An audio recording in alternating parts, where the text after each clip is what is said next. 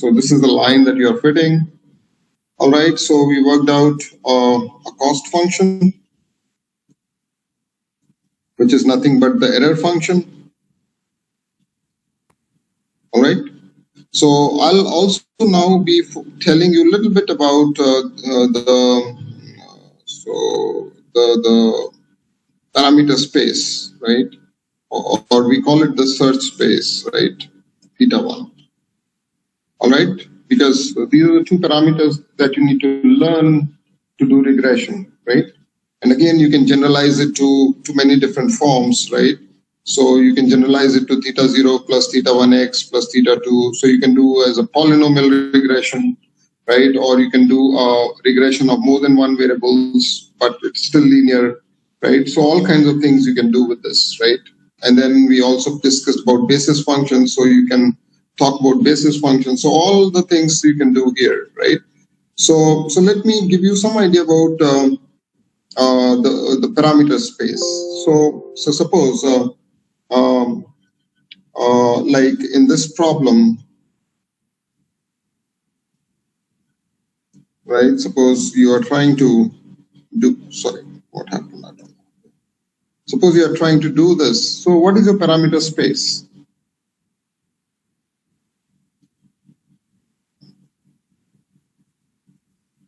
Okay, so what's your parameter space?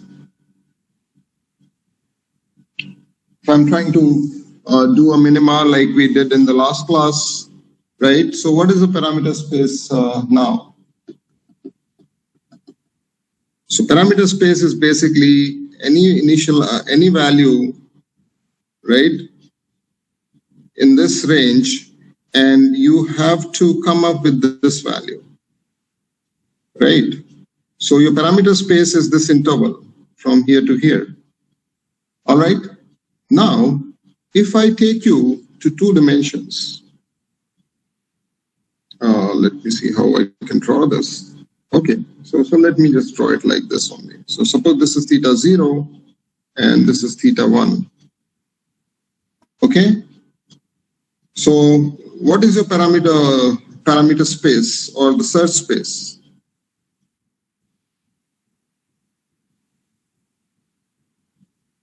Yes? Anyone can tell what is my parameter space?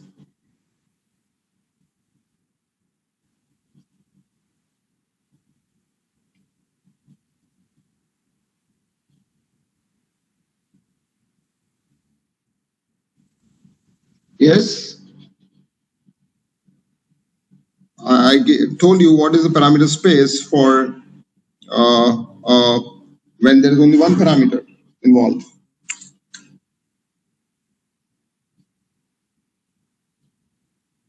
So now tell me, what will be the parameter space when you have two parameters?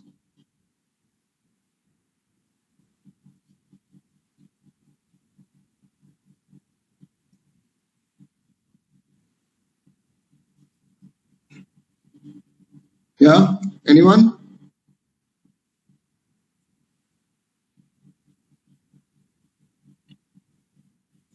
Okay, so you can see as I go to two parameters, right?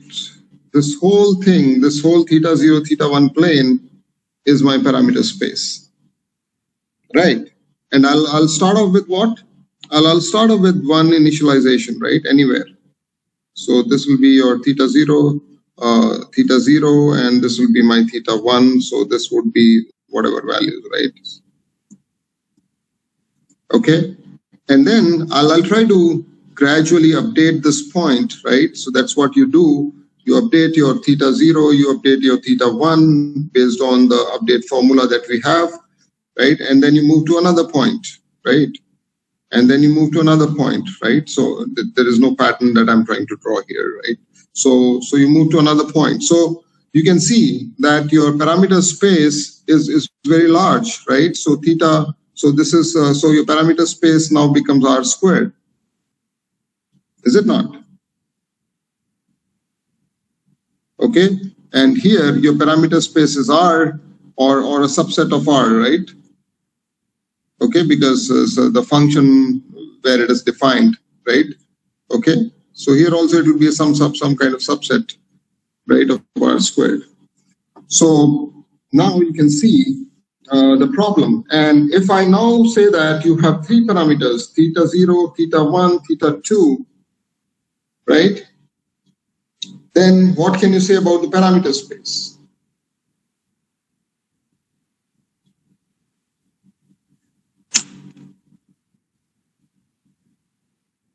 Yes?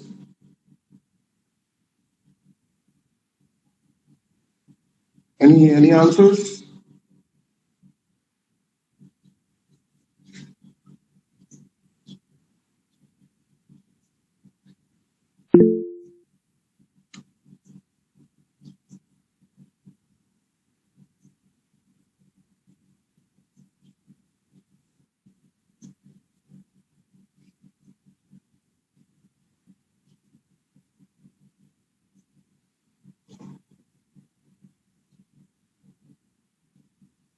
Is anybody anybody wants to take a guess?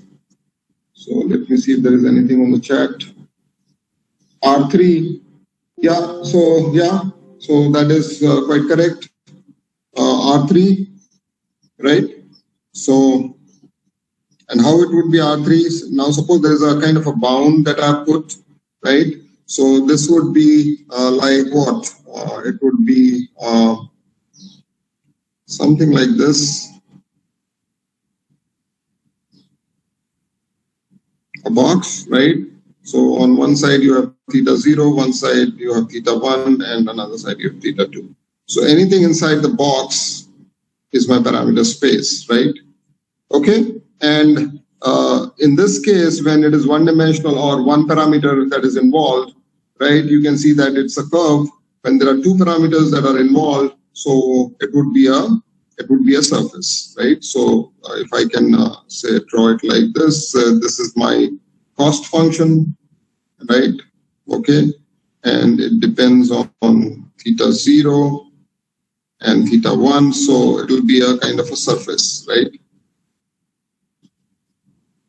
Okay, some kind of surface. It's difficult to draw here, right? So it will be a surface and it will have multiple minima and stuff like that. All right. So have you understood this concept?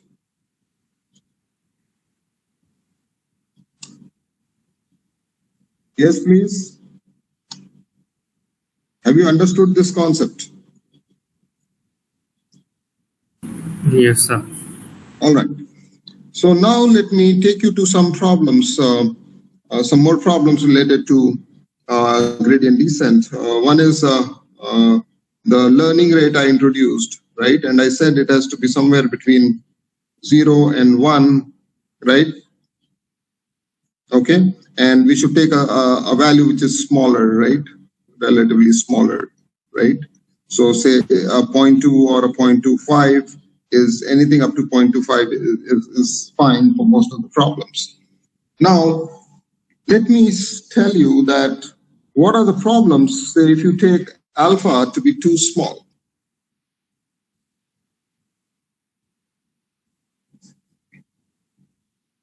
So if alpha is too small or alpha is too large, right? So what are the problems that you're going to face? So if alpha is too small, right? And suppose this is my starting point, okay? So the steps are very small and they get gradually smaller and smaller as you move towards the minimum. So if it is too small, convergence is slow. Now what happens if alpha is too large? Say, let me draw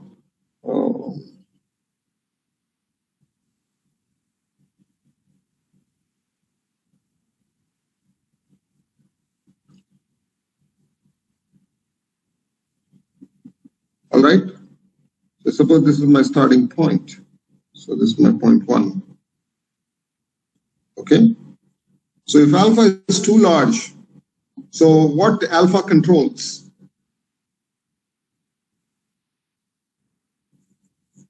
Yeah.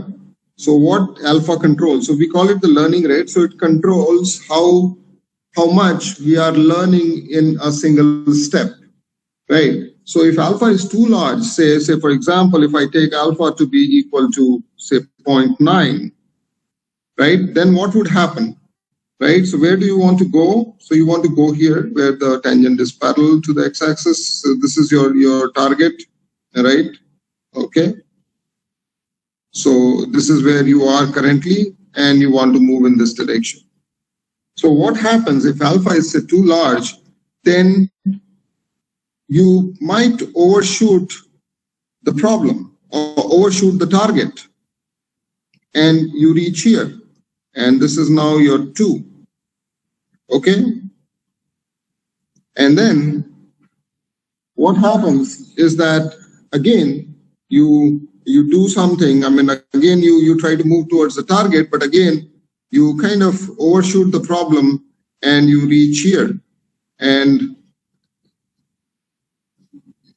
so this way it might oscillate about the target, right? So if alpha is too large, you are trying to learn too fast, and in the process you overshoot the target, right? So this is not, I mean, recommended, right? So you should not take alpha to be too small or too large, right? So it should be moderate value of alpha, right? So 0.2 is typically considered to be a good learning rate, right? Okay, so you'll not overshoot. All right. Now, suppose I have a situation where my initial guess is actually the local minima, is the minima, right? Then what will happen to gradient descent? Right. I start off with this point itself. I'm lucky, right? So so have you heard of hole-in-one?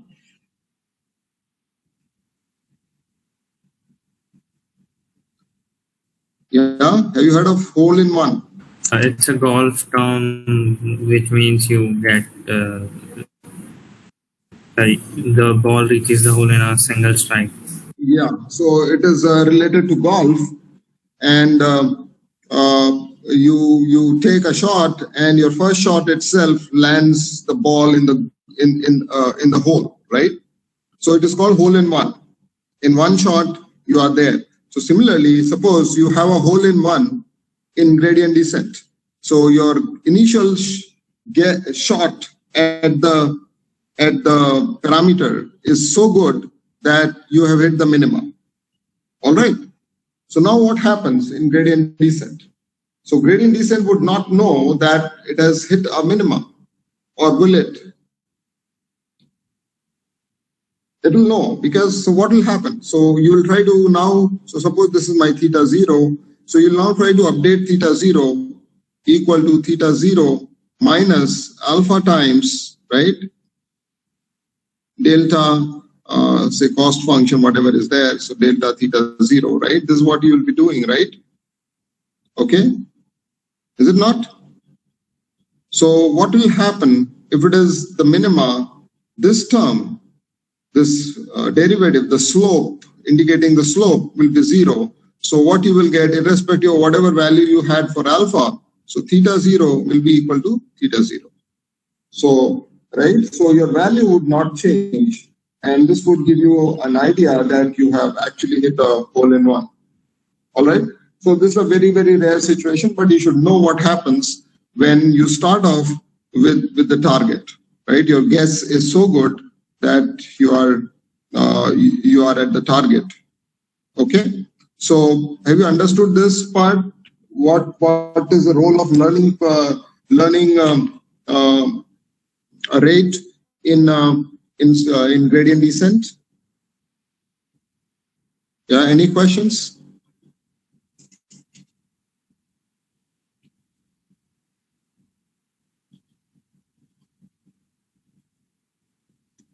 Okay, so if there are no questions, let me move to the regression problem. And I'll give you some things to worry about today. I mean, some things that you should do, right? So suppose this is my function. This is my linear system. So this is my function with which I'm approximating a data that is given to me.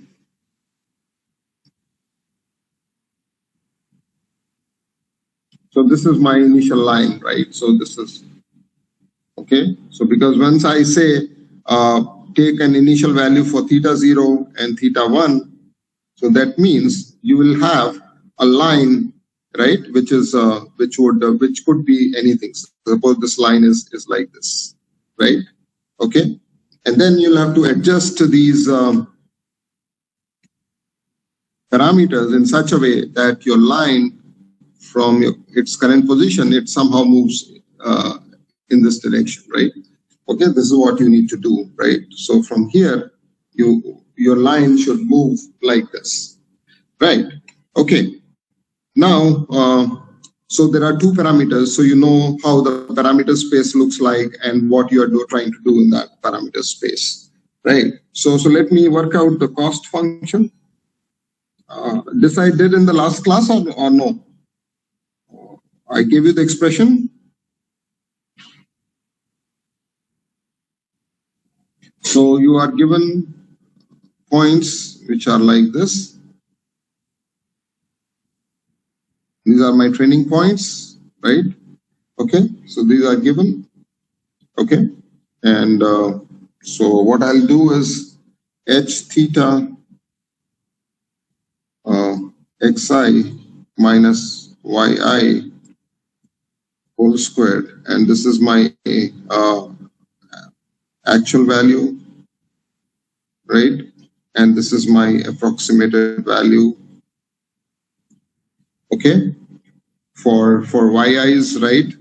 Okay, and this is the squared error, sum of squared errors, right? And I've added this term to m because I want to simplify the derivatives that are there, right? So this is my cost function, so I can call it c theta 0, theta 1, right? And now what I'll be doing is I'll be updating theta 0 and theta 1 according to, so this is my cost function which I want to minimize over theta 0, theta 1, right? So that means in my two-dimensional search space, right? Okay, so this is theta 0, theta 1. So in this space, I want to find a point which would minimize this cost function, right? So the update rules, so the parameter update rules, so update rules, update rules are like this, that theta 0 is equal to theta 0 minus alpha times delta c, right? Or you simply call it error function, right? E theta 0, right? Theta 1. Instead of c, let us call it e because this is the error function, delta theta 0, right?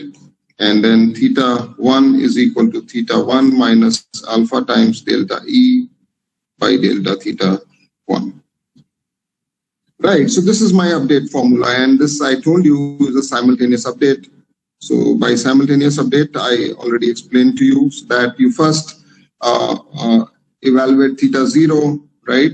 Okay, and by using old values of theta 0 and theta 1, similarly you find out theta 1 with old values of theta 0 and theta 1. So once you have got an update, then you change both the values. So in one iteration, you will just change theta 0 and theta 1 time, right? So this is what is simultaneous update. Okay, so now what you need to do is that you need to find the derivative, right? Delta E. So what you basically need to do is you need to find delta E by delta theta I. I is taking two values, 0 and 1, right? This is what you need to do. All right. Okay, so all of you know how to find the partial derivatives, right? So, okay. So now keep an eye on this thing. Okay, I'll reproduce it here. So my E theta 0, theta 1. Okay, let me flatten this. So E theta 0, oops, yeah, theta 0, theta 1 is actually 1 by 2m summation I is equal to 1 to m. Then what? H theta xi minus, no, what did I write? Let me just check. Yeah, h theta xi minus yi whole squared. Right, this is what I wrote. So delta E by delta theta 0 is equal to 2 gets cancelled, so it is 1 by m summation I is equal to 1 to m. Maybe I did this in the previous class also, but I'm going to talk about a very important point, so that's why I'm emphasizing on this expression. So this would be h theta xi minus yi into, yes, what will come? Is that what we'll get? And delta E by delta theta 0 is equal to 1 by m summation I is equal to 1 to m h theta xi minus yi into xi. All right, this is what we'll get. Now, I started off with, say, theta 0, 0 and theta 1, 0. Right? And from here, I want to get to theta 0, 1 and theta 1, 1. Right? So these superscripts are telling you about the initialization. So if it is 0, that means the initialization. If it is 1, then after 1 update. If it is 2, then after 2 updates, and then so on. Right? All right. So, okay. So now tell me what you would need to update theta 0 one time. So let me use the notations which I introduced here. Minus alpha times delta E by delta theta 0. And theta 1, 1 is equal to theta 1, 1. No. Okay, sorry. This is 1. This is 0.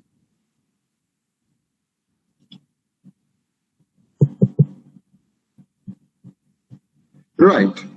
And you know the expressions for these two, right? So this is the expression for this, and this is the expression for this. So now just see that if you have m training examples, right? Okay, then what all things you are doing?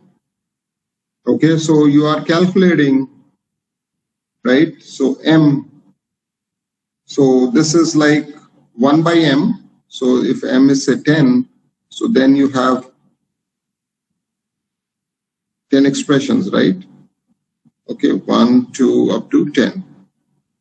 Okay, if you have 1,000, then you are doing it 1,000 times, right? 1 to 1,000 summation, right? Okay, if you have 1,000,000 points, then you are doing it 1,000,000 times, right? And what you are doing? You are doing 1 million for, say, suppose you have 1 million points, so you are calculating 1 million values here, and 1 million for the other parameter that you have, right? So you are calculating 2 million functions, right? Okay. Okay. So if I call this as a function, right, this whole thing as a function, right? So then you are doing a function evaluation 1 million times.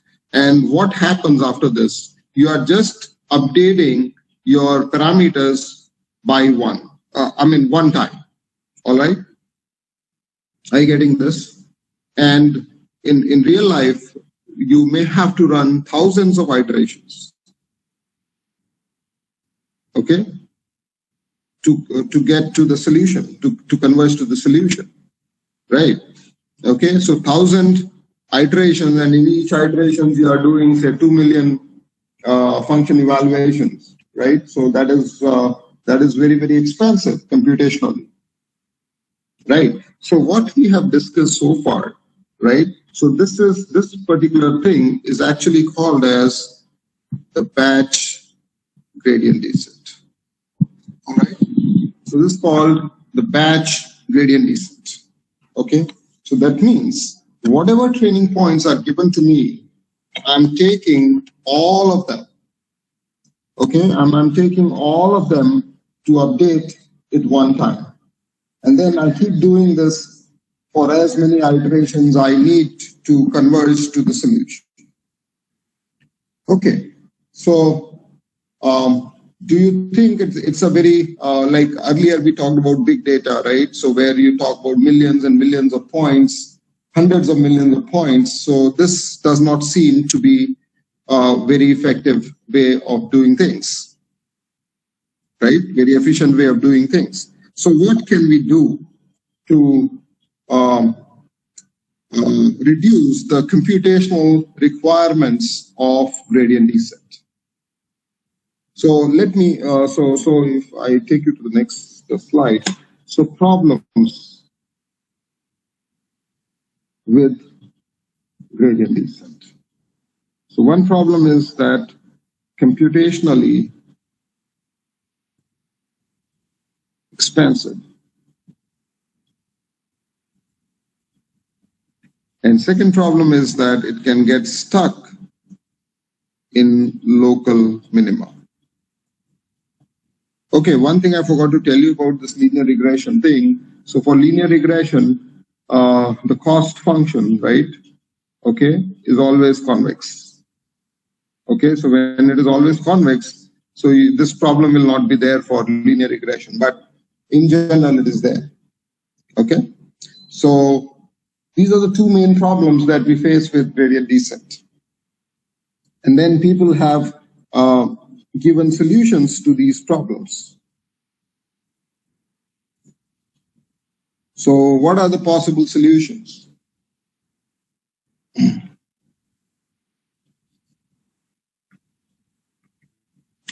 Yeah, so what could be possible solutions? Can you suggest something?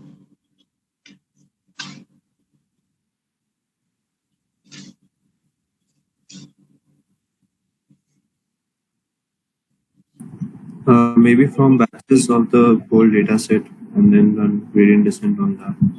Maybe? From batches of the whole data set. Okay, so you're saying you don't take the whole set. So suppose, okay, so let me say that this is my whole data, right? I mean, I'm just saying this, right? So for each iteration, you are taking this whole data, right? D, okay? Irrespective of how many points it has, right? So you're taking the entire training data to update the parameters just once, and then again you do it. So if you are doing 100 iterations, right? So then you have to go through all the training points as many times, right? Okay. So what we can possibly think of is that we can take smaller chunks of this data, right? Okay. So suppose I had 1 million points. So I can say that, okay, 200,000 points in one approximately.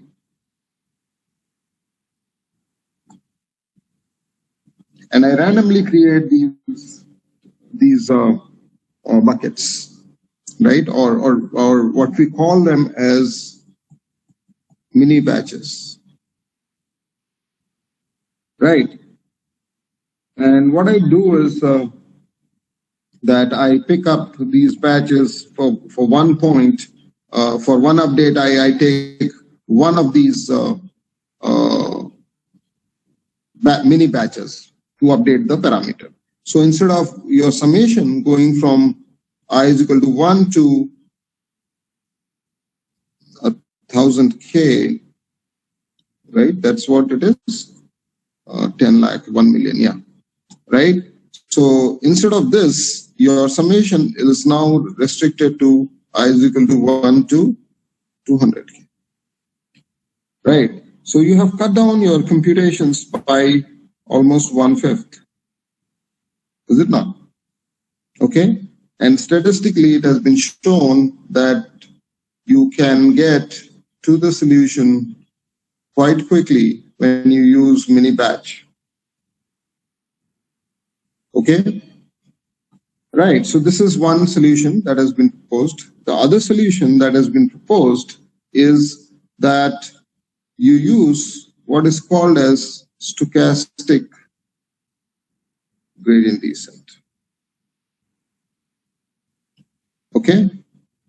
Right. So, and as I said, this is used a lot in neural networks, CNNs, right? And all like any deep neural network, typically CNNs, this is used very much in neural networks. So stochastic gradient descent. So what is this? So here we go to one extreme that you start off with some theta 0, theta 1, suppose there are two parameters, and then you randomly pick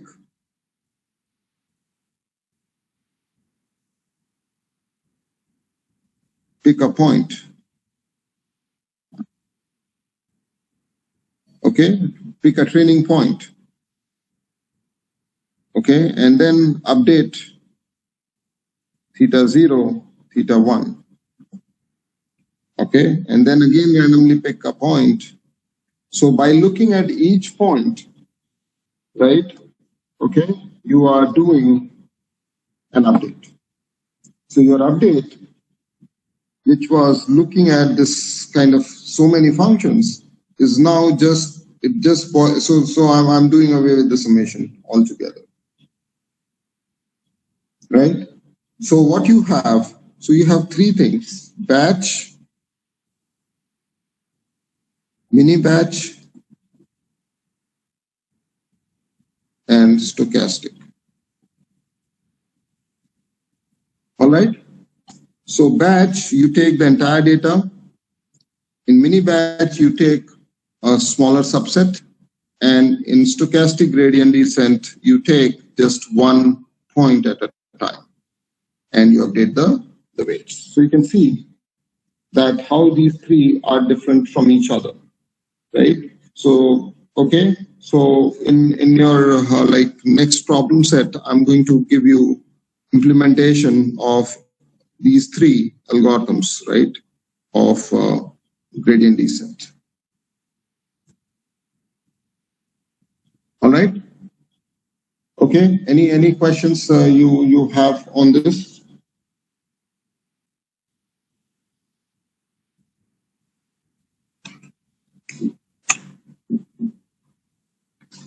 So now let me come to the next question. Next problem. Stuck in local minima.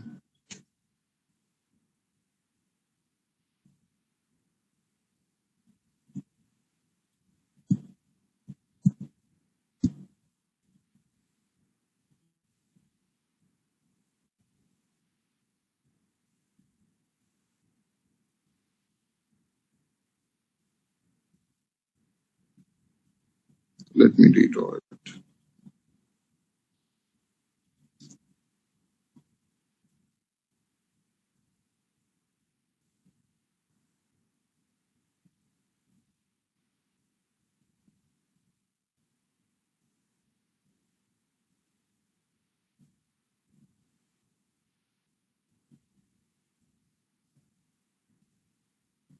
Suppose your function is this, right?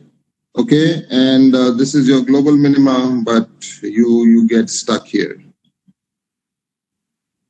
right? And gradient descent would converge, right? If you suppose my starting point was this, right? So it will converge here. This is a theta star. Okay, so and now once you get stuck, so what do we mean by stuck? So let us understand this.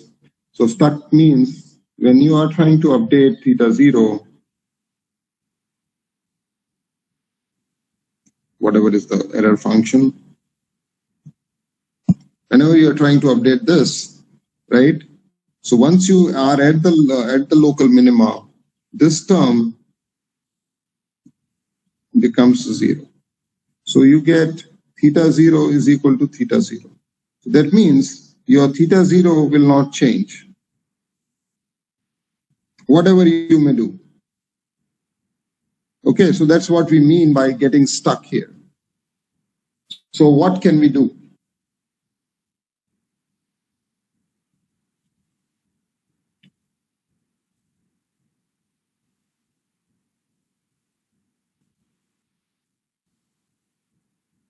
Yes, any idea?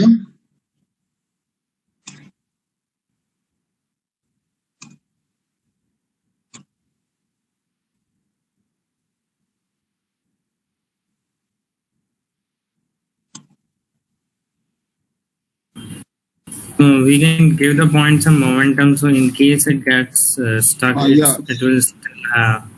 Okay, so momentum, this we started talking about in the last class, right?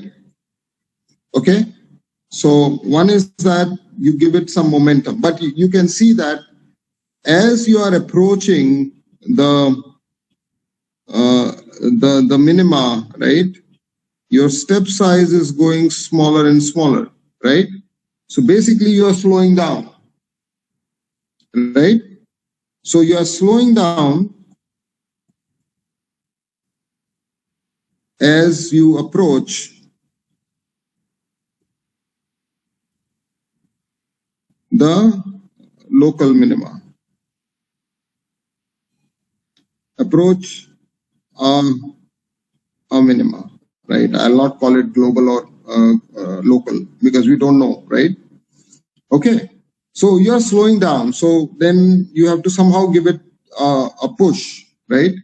So the push should be such that it is able to move here and cross this hill and then drop in this minima here, right?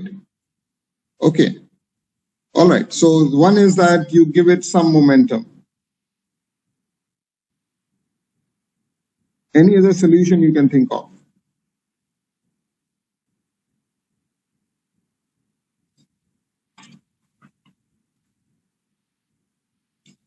Yeah. We can do a random restart, like if we get stuck. Yeah, so that is another thing, right? So that we can do. So instead of starting here, I can start, say, here, or I can start here, or I can start here, or I can start here. And then, right, so we can do, so this is called as random restart, right? And hope that we'll get to the, and we keep track of the minima values, the current minima, right? So that when we arrive at a new minima, we can see whether it's a better solution or not, right? So we just need one memory location to keep the minimum value of the function, right, that you have arrived at, right? So you can do a random restart, okay? And then as I said, momentum and kind of shaking, right, or heating, all these terms are used, right? Okay, so basically what you do is that you somehow shake this whole structure so that this bounces out of a local minima and go somewhere else, right? So in the last class, did I talk about simulated annealing? Yeah, so are you familiar? This I introduced in the last class, simulated annealing.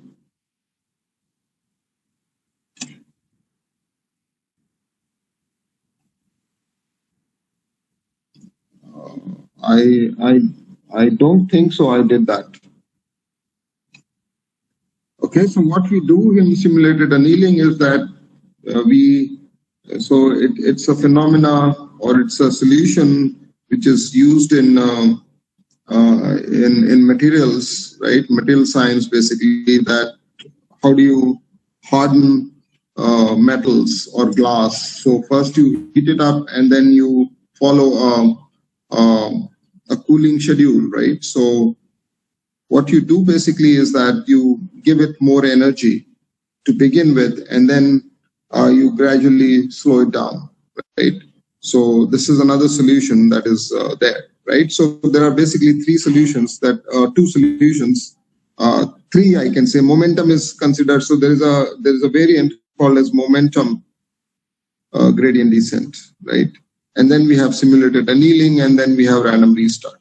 So first of all, have you understood that getting stuck in a local minima is a problem, and geometrically you can see that what it means, that you are getting stuck here, and then now you shake this whole structure so that it comes out of this and lands here. But it may also happen that you are already at the global minima and you shake the structure in such a way that it bounces out of the global minima and lands up in a local minima, right? So these are all, chances that you need to take. Okay, so mainly what we are trying to do is, especially in the random restart, so we are trying to introduce some kind of randomness in the system. Okay, and this randomness is required. It's a good thing in most situations, right? So that's what we adopt. All right. So tell me now whether you have understood gradient descent. Forget about the variance, right? Once you've understood the gradient descent, the variance you will automatically understand, and some solutions to existing problems that we have already discussed in terms of the variance, right? So have you understood the basic gradient descent? That's the first thing, because once you understood that, then we move to other aspects. All of you are okay with gradient descent? Any questions? Anything that is not clear?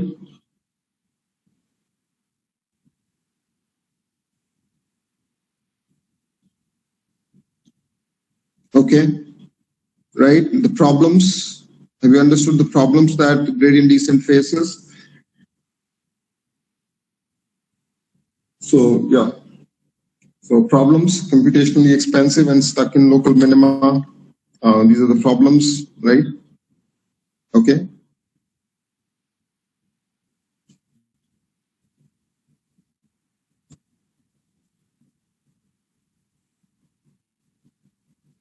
All right. So I'm assuming that you have all understood gradient descent and its variants that we have discussed, right? So as I said, I'll give you some implementation related problems for gradient descent. So with this now, so we are almost coming to a close as far as optimization techniques are concerned. So let me just do a quick recap of what we did. So we did unconstrained optimization. Okay, so here we looked at unconstrained optimization. Here we looked at one variable, functions of one variable and many variables,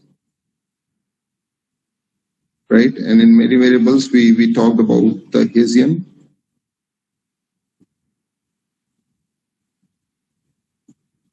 Right, we talked about the Hessian matrix, right? Okay, then we discussed constrained optimization, right? Okay, so here what we did in constrained optimization problems,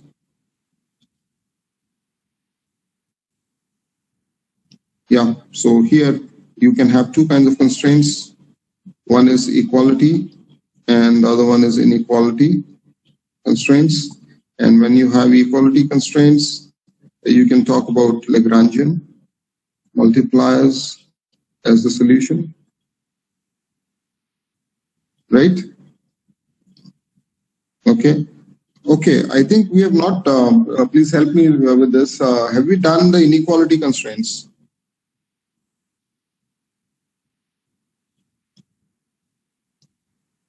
Yeah.